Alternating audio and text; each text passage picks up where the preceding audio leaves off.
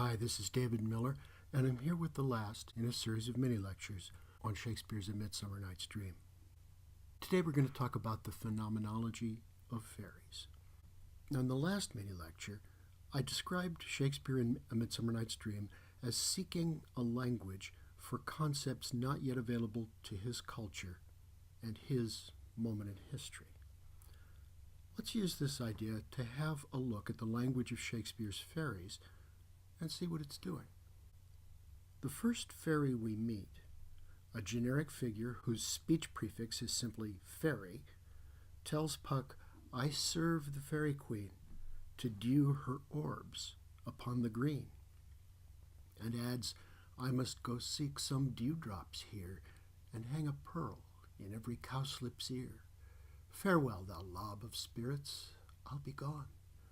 Our queen and all her elves come here anon." The must tells us that this fairy has a job collecting and distributing dewdrops.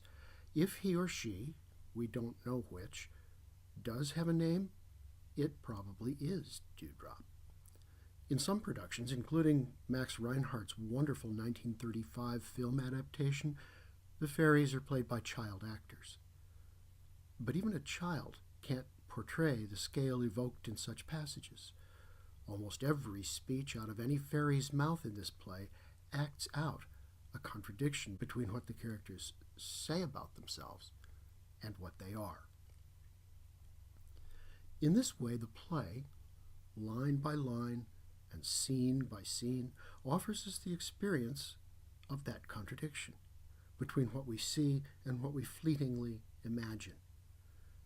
Its imagery weaves enchantments that staging can only dispel, playing out on another level the contrast between truth and fantasy that Theseus tries to adjudicate but ends up oversimplifying. Here, those enchantments include the richness and beauty of dewdrops transfigured into pearls and pearls into earrings. Nature is humanized as cowslips become pensioners, that's bodyguards with fancy uniforms, in a fantasy that fulfills its humanized nature with magical transformations. In a later passage, Titania tells her attendants to fan the moonbeams from Bottom's sleeping eyes, and for a moment we can almost see moonlight as half substantial, a mist of light curling away in the moving air. Here is Titania disposing her troops to wage war against bats and caterpillars and hold the owls at bay. It's all very official, literally so, in that the fairies have offices, which in Elizabethan usage, of course, doesn't mean workspaces, although it's funny to imagine the fairies returning to tiny cubicles in the forest. Instead, it means duties or jobs, although it rather dignifies the jobs by referring to them as official positions. The expanding dignity of the fairies' offices plays against the diminutive scale of the scenes envisioned, amusing and inventive in their detail, and against the mock specificity of Titania's orders.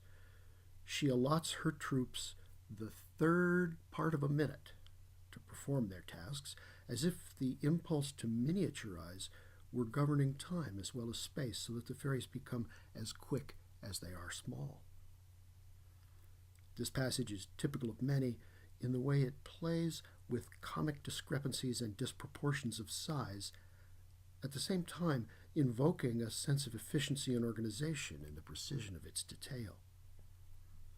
Such passages are, in a way, showing off the work of the imagination, putting it on display for its own sake. The English Romantics were the first generation of poets and critics to pledge allegiance to the notion of poetic imagination, although, I have suggested, something like such a notion is apprehended but not quite comprehended in the text and performance of this play.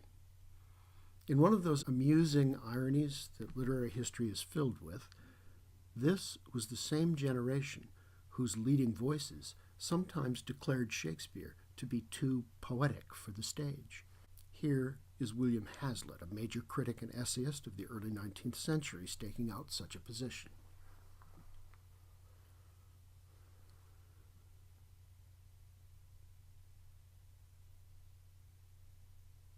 boards of a theater and the regions of fancy are not the same thing.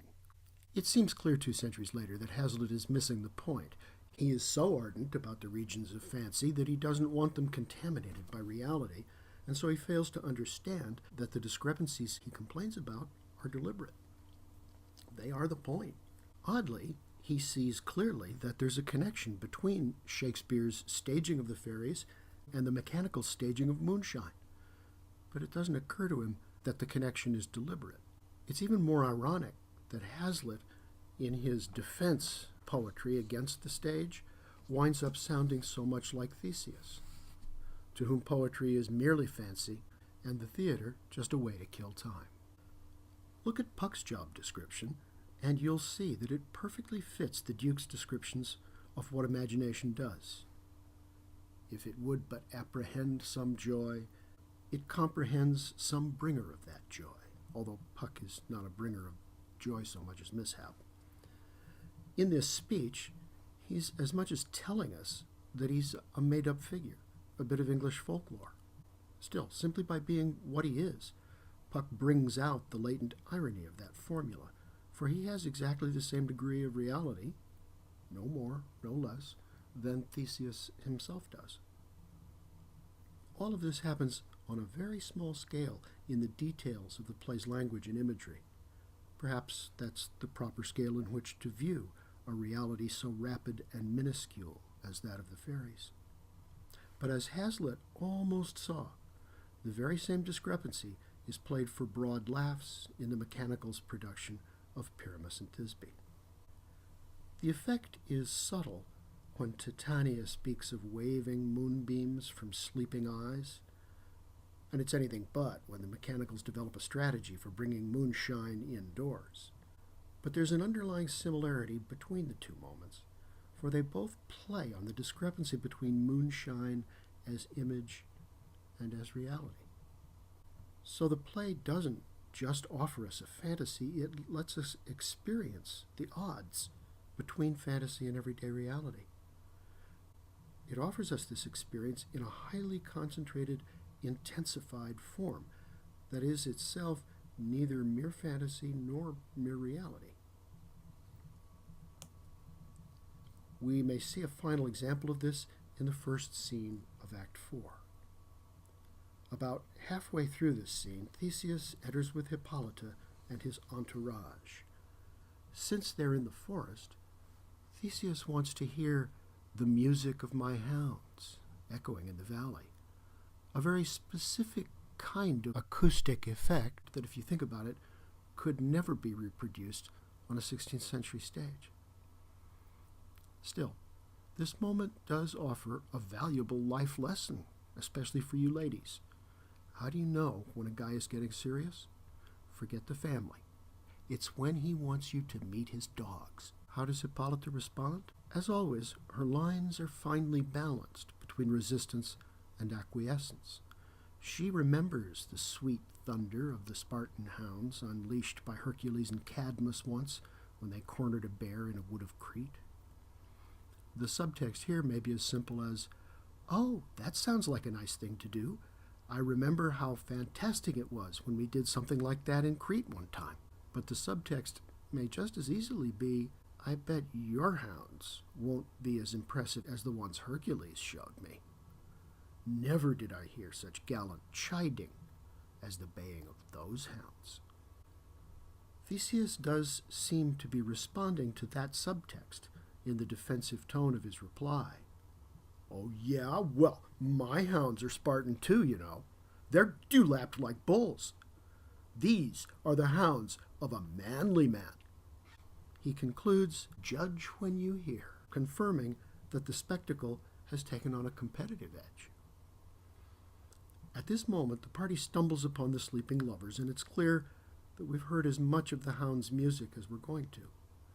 Like Cowslip's ears, the music is there, and not there, reverberating through the lines that describe in rolling and lilting syllables what cannot be heard with human ears in a wooden theater. If flowers did have ears, I think we can safely say that those syllables and the unheard melodies they evoke are the sounds that the flowers would hear.